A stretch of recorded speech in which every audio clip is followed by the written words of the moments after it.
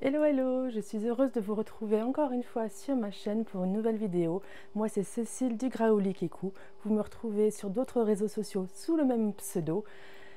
Si vous n'êtes pas encore abonné et que mes vidéos vous plaisent, n'hésitez surtout pas à vous abonner, à me laisser un petit coucou. J'adore vos petits messages, j'adore vos petits coucous, donc n'hésitez surtout pas à le faire. Donc aujourd'hui on se retrouve pour un nouveau format de vidéo que je n'avais encore jamais tourné parce qu'en fait je me suis rendu compte que malgré le fait que ces vidéos en fait soient entre guillemets virtuelles, on ne se connaît pas en réel ou pas pour la majorité des personnes, mais vous me demandez, vous me posez beaucoup de questions sur moi et j'ai envie de me dévoiler un petit peu plus, donc j'ai décidé de répondre ici à toutes les questions que vous avez pu me poser sur mes différentes vidéos. J'aimerais aussi, dans un second temps, vous parler de mes projets parce que j'ai des projets depuis pas mal de temps et ils sont sur le point de se concrétiser. Donc ça, je vous en parlerai dans la seconde partie de cette vidéo. Donc pour ma petite présentation, ou plutôt pour mon petit dévoilement, je viens d'avoir 41 ans, j'ai eu 41 ans il y a 2 jours, c'était le 18 mai. La couture, pour ce qui est de la couture, on me demande souvent combien de temps que ça fait que tu couds, comment t'es arrivé là, comment t'as fait pour en être ici aujourd'hui. Eh bien en fait, quand j'avais, j'allais dire, 25 ans, j'ai récupéré la vieille singère de ma maman. Ma maman avait une vieille singère qu'elle avait achetée neuve. Elle cousait un petit peu, elle faisait un petit peu d'ourlet, elle faisait quelques petites bricoles du quotidien avec sa machine. Et la machine avait commencé à pu fonctionner correctement, faute, je pense, d'entretien. Je ne pense pas que les révisions étaient faites régulièrement, parce que ces machines-là, elles étaient un peu fragiles. Et donc moi, j'ai décidé de récupérer cette machine pour essayer de faire mes premiers pas en couture. Donc j'avais récupéré un peu, je suis allée chez Mondial Tissu, j'avais acheté un tissu pas possible, j'avais acheté un patron de manteau, je me suis dit ouais, allez on y va, on va se coudre un manteau et puis et flop total. Ça a été une réelle catastrophe. Le manteau était tout ce qu'il y avait de plus immonde, c'était affreux, les coutures étaient affreuses, le fil cassé dans tous les sens, les aiguilles cassées, la machine bloquée, ça faisait des boulettes, c'était une horreur, une horreur, une horreur, une horreur, une horreur. Donc ce que j'ai fait, c'est que j'ai pris la machine, j'ai remis la housse dessus et je l'ai rangée au grenier. Je l'ai rangée très longtemps. Plusieurs années, elle est restée à dormir au grenier. Pour tout ce qui était de mes ourlets, je les emmenais à la couturière ou je les emmenais à ma belle-mère ou à ma maman pour faire des petits ourlets du quotidien. Et au bout de quelques années, j'ai acheté une singère premier prix neuve parce qu'en fait l'ancienne avait tout le système qui était rouillé, elle avait pris l'humidité, tout était rouillé, tout était affreux. Donc j'ai acheté une singère très bas de gamme neuve et j'ai commencé à jouer un petit peu avec. J'ai fait, je crois que j'avais fait un petit doudou, j'avais fait des toutes petites choses comme ça. Et est arrivé le Covid. Donc le Covid, je me suis retrouvée à la maison. Sur le premier confinement, j'ai été immobilisée à la maison. Sur le second, j'ai pu travailler. Mais sur le premier, je me suis retrouvée à la maison à rien faire et à tourner en rond. Et là, je me suis dit, en fait, j'ai envie de faire des masques. Donc j'ai une copine qui m'a filé du tissu. En plus, c'était super rigolo. J'avais des licornes, j'avais des Hello Kitty, j'avais des jolis petits tissus. J'ai acheté de l'élastique et je me suis attaquée aux masques. Et là, ça a été une révélation. Le Covid, pour moi, a été une révélation au niveau couture parce qu'en fait, je pense que j'ai pris le temps de découvrir la machine à coudre. J'ai pris le temps de découvrir son fonctionnement. Pourquoi est-ce que j'avais le fil qui s'en mêlait? Pourquoi est-ce que mon aiguille cassée? Pourquoi? J'ai vraiment dépiauté ma machine pour comprendre son fonctionnement. Forcément, sur Internet aussi, on trouve plein de choses maintenant pour nous aider à comprendre nos machines à coudre. Et du moment où j'ai eu compris le fonctionnement de la machine, ça a été magique en fait. J'ai réussi à faire de plus en plus de choses et à coudre. Ça y est, c'était lancé. Je me suis rendu compte de beaucoup de choses, que, premièrement, que la qualité du fil était vraiment à pas négliger. J'ai arrêté d'acheter mon fil au Lidl, c'était vraiment une catastrophe. J'ai acheté mon fil chez Rascol, du vraiment bon fil de qualité, adapté au tissu. Les tissus, pour les petits projets, j'hésitais pas à prendre des tissus pas chers ou de récup. Pour les beaux projets, à prendre des beaux tissus. Et j'ai eu ma première commande, mon premier vêtement entre guillemets sur mesure, qui m'a aussi ouvert une porte. J'ai une amie qui est venue un jour en me disant écoute, j'ai mon mariage, c'était pas son mariage officiel, mais c'était un mariage un peu spécial, il lui fallait une robe un peu spéciale, une robe bustier avec un bas, il y avait des baleines, des machins. Elle avait de jolies formes et elle m'a demandé est-ce que tu peux me faire ma robe sur mesure. On la conçoit, je la veux comme ça, est-ce que tu peux me la faire? Ça a été un très gros challenge, je l'ai faite. Forcément, elle avait plein de défauts. Mon amie était ravie ou a fait semblant de l'être. La robe était plutôt une réussite, même si je me suis rendu compte que j'avais envie de toujours plus de finition propre. Donc, et j'ai pris un plaisir fou à concevoir cette robe, du dessin au rendu final. Donc ça a été aussi une révélation que le modélisme me plaisait beaucoup. Donc, sortie de là, je me suis dit, j'ai envie de faire du modélisme. Je veux apprendre le modélisme. À force de coudre, on comprend comment fonctionnent les patrons. On comprend beaucoup de choses, on comprend à quoi servent les pinces, si elles sont orientées d'une façon différente, comment est-ce qu'elles vont avoir un effet sur le vêtement. Mais il y a quand même beaucoup de choses qui nous manquent quand on veut faire du modélisme et qu'on sort de la couture. Donc, j'ai contacté une école de modélisme sur Paris qui a accepté de me prendre à la condition que je valide toute la partie couture, parce qu'en fait ils m'ont bien expliqué que les élèves qui voulaient rentrer dans la formation de modélisme devaient avoir vraiment de très bonnes bases en couture. Donc j'ai pris un an, en plus de mon boulot, j'ai pris un an pour suivre toute la formation, tous les cours. J'ai pu le faire à distance, je leur envoyais des photos de mes réalisations. J'ai passé l'examen, c'était quand? En février dernier, je crois, ou en novembre dernier. Et j'ai validé l'équivalent du CAP couture pour pouvoir accéder à ma formation de modélisme.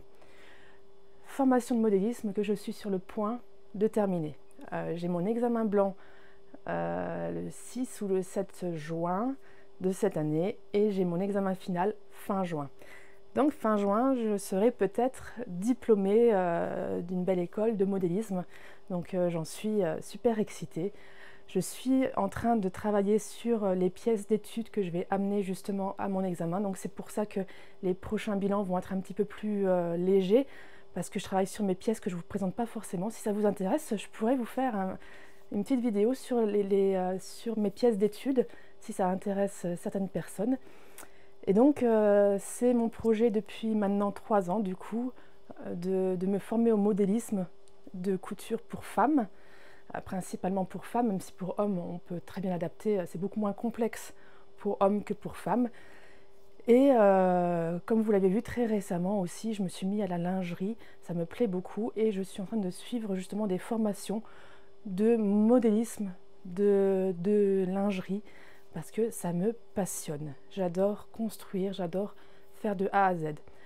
Alors, le fait que je fasse des études de modélisme et que je sois modéliste ne veut pas dire que je vais arrêter en fait de faire des vidéos avec des patrons des autres. J'adore coudre les patrons des autres marques. J'adore découvrir en fait, me dire mince, elle y a pensé, moi j'y avais pas pensé. J'adore cette finition, j'adore cette façon de faire, j'adore ça, mais je l'aurais fait comme ça. Ça m'inspire, ça me donne des idées, ça me fascine en fait de voir que la personne là a pensé le vêtement comme ça, alors que moi je l'aurais pensé autrement. Je trouve ça assez fascinant. J'adore ça, c'est vraiment une vraie passion. Je pense que je m'attache à certaines marques de patrons aussi parce qu'ils sont dans une technique qui m'impressionne un petit peu. Par exemple, une couturière, une modéliste qui aurait eu une idée que moi j'aurais pas eue, ça me fascine en fait. Et du coup, j'ai envie d'aller piocher dans ces patrons, d'aller tous les faire pour voir toutes les techniques qu'elle a et auxquelles moi, j'aurais pas pensé. Donc, c'est super enrichissant. Donc, pour l'avenir, niveau couture, je vous fais une annonce en avant-première. C'est que je suis sur le point, très très prochainement, de lancer ma marque de patron qui s'appellera tout simplement le Graouli Kikou. Je ne vais pas changer. Donc mon premier patron est sur le point, je suis en train de fignoler mon premier patron. Évidemment, j'ai une armoire pleine de patrons que j'ai fait, que je pourrais très bien recycler pour vous proposer. Mais en fait non, j'ai envie de faire des patrons aujourd'hui parce que je ne suis plus la même qu'il y a 2 ans ou 3 ans.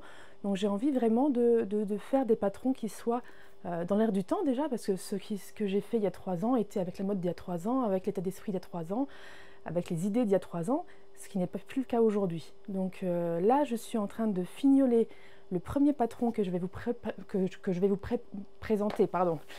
Le premier patron que je vais vous présenter sur mon site, le site qui n'est pas encore ouvert, mais qui ouvrira prochainement.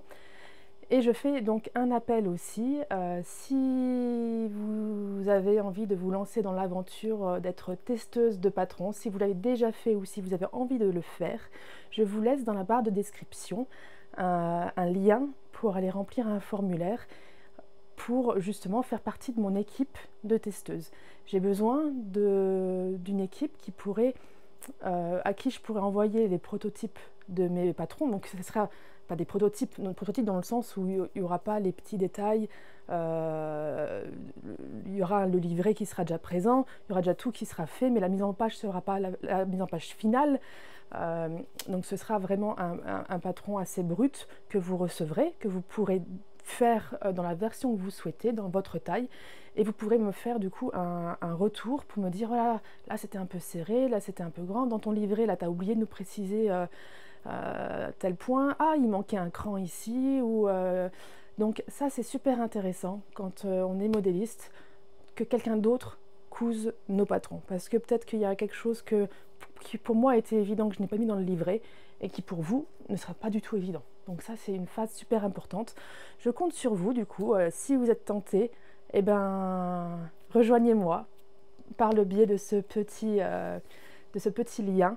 Je vous ferai un retour suite à la réception de ce lien, et dès que mon patron sera prêt à être testé, là le patron est quasiment terminé, il faut que je travaille sur mon livret maintenant, et je suis en train de filmer les tutos parce que bien évidemment j'adore filmer des tutos.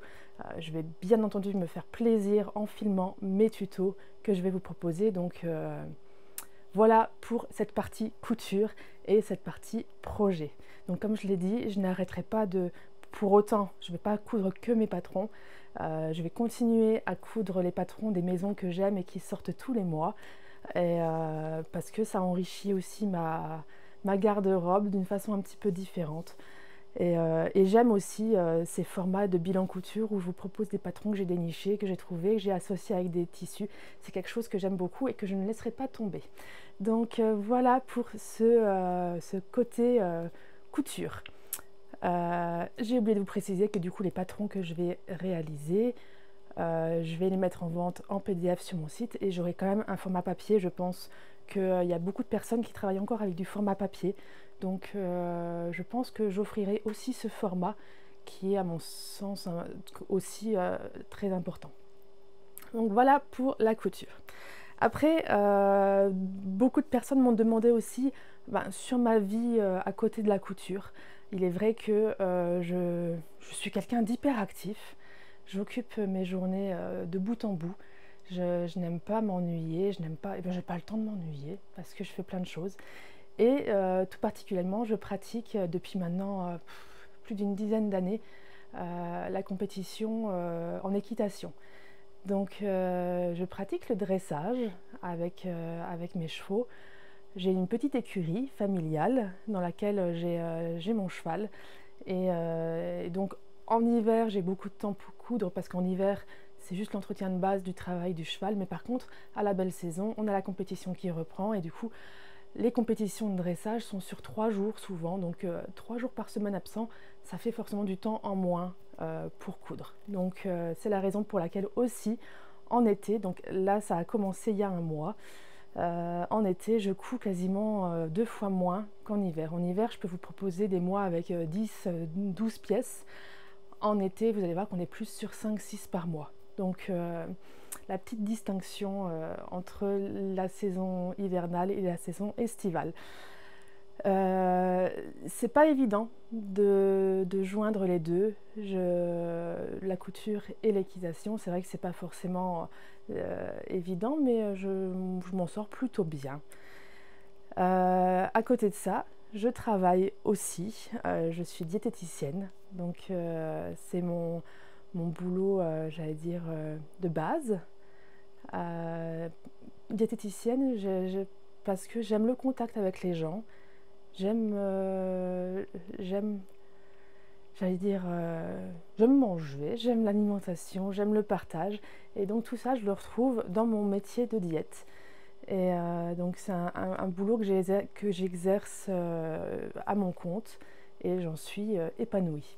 Donc voilà pour les différents aspects de ma vie, avec voilà, ma vie est divisée en 3. D'un côté diète, la couture et les chevaux. On est vraiment sur 3 éléments carrément différents, mais même si je vais travailler au bureau avec mes cousettes, et je me couds aussi des tenues pour l'équitation.